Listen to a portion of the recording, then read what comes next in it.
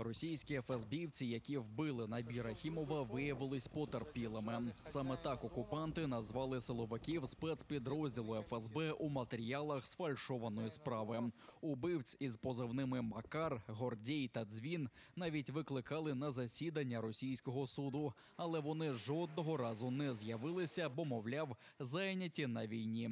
Склалось впечатление, что все это некий фарс, что на скорую руку состряпаны какие-то доводы, дела, лишь бы оправдать тех людей, которые убили нашего друга, нашего знакомого, нашого сусіда.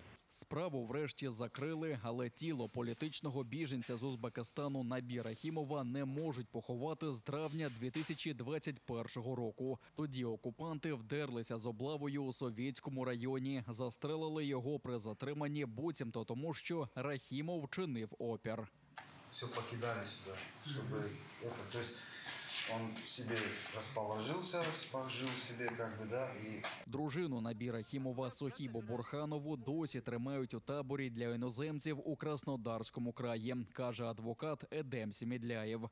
Їй погрожують депортацією, але ані потрапити на батьківщину, ані побачитися з дітьми жінка не може.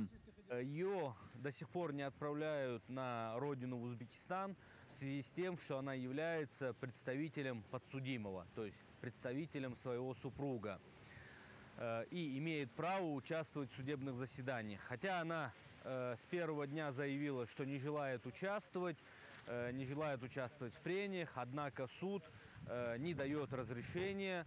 Набір Рахімов вважав депортацію до Узбекистану небезпечною, бо побоювався переслідувань за релігійні та політичні переконання. Європейський суд з прав людини навіть зобов'язав Росію виплатити йому 17 тисяч євро. Але російські окупанти вирішили просто убити біженця.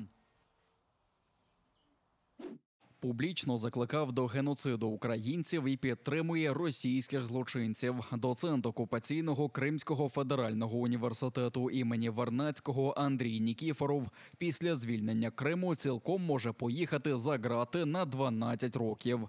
Прокуратура автономії повідомила йому підозру одразу за 4 статтями.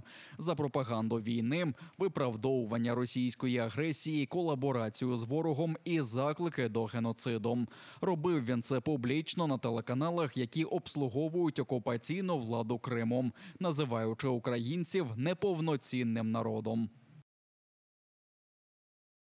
Український етнос, який росіяни так завзято намагаються знищити, він порівнював з пухлиною та чумою, а денацифікацію називав основною метою російської агресії проти України. У такий спосіб цей доцент, будучи публічною особою, що має вплив на аудиторію, виправдовував дії ворога та перетворював громадян України на легітимну та необхідну мішень для знищення.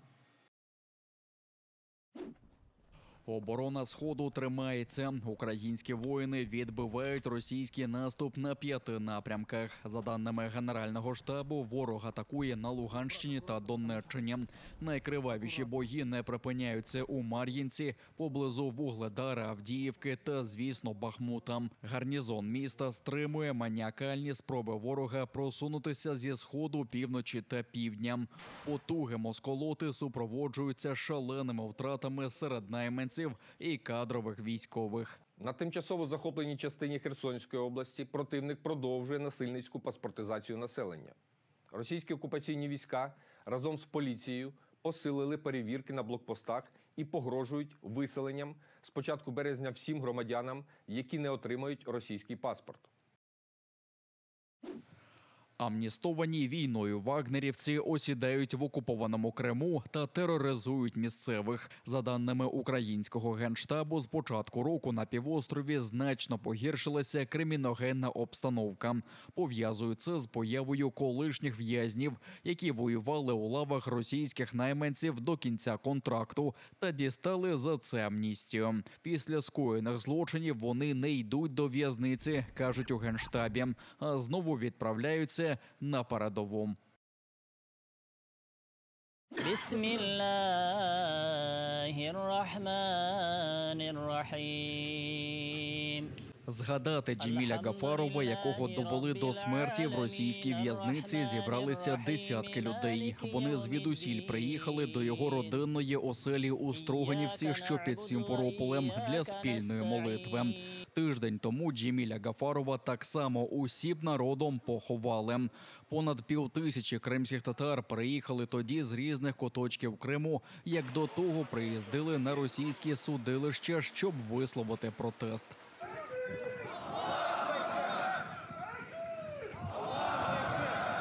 Люди, які молитвою згадали Джеміля Гафарова, знали його особисто. Закиди окупантів про нібито його спроби захопити російську владу називають нісенітницями, бо знають, що Гафаров закликав лише до справедливості щодо кримсько-татарського народу.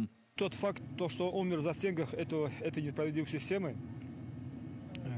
только что это печалит, с одной стороны. Как уже было много сказано, настоящий срок только у Аллаха Всевышнего, который дал нам эту жизнь и который у нас забирает ее тогда, когда он пожелает. Останні кілька тижнів Джеміль Гафаров майже не міг підвестися. Усі клопотання і прохання медичної допомоги для інваліда другої групи окупанти ігнорували. Їх цікавить лише розправа над одним, щоб залякати весь непокірний народ. То, что эти люди не имеют ничего общего с терроризмом, это факт. Это факт, установленный в судебных заседаниях. Это факт, который опирается на железные доказательства их невиновности тех людей, которые сегодня там находятся. Мы считаем, конечно же, эти преследования незаконными и необоснованными. Мы всегда это в своих апелляционных жалобах говорим.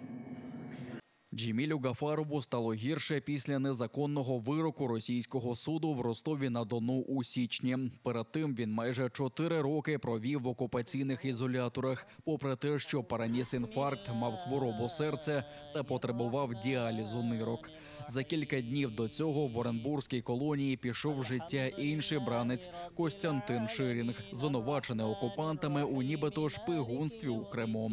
Чимало заручників втрачають здоров'я у російських катівнях і не отримують необхідну допомогу. Серед них Сервет Газіїв, Амід Сулейманов і багато інших. Для їх порятунку Україна сподівається і на міжнародну підтримку. غير المغضوب عليهم ولا الضالين آمين. Не звернути з обраного шляху.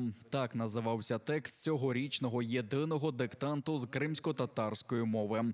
Його автором став Наріман Джилял, перший заступник голови Меджлісу, якого окупанти ув'язнили на 17 років. Його дружина Лєвіза та дружина іншого бранця Кремля Азіза Ахтемова Аділєм також долучилися до написання. А загалом тисячі кримських татар з усього світу писали єдиний диктант, використовуючи кирилицю або латинку.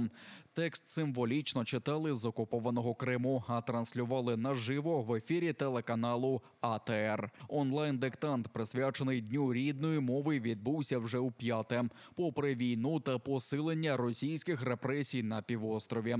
Дізнатися свої результати учасники диктанту зможуть 21 березня на Фейсбук-сторінці НЕФЕС. Ті, хто не припустився помилок у написанні, отримають призи від організаторів.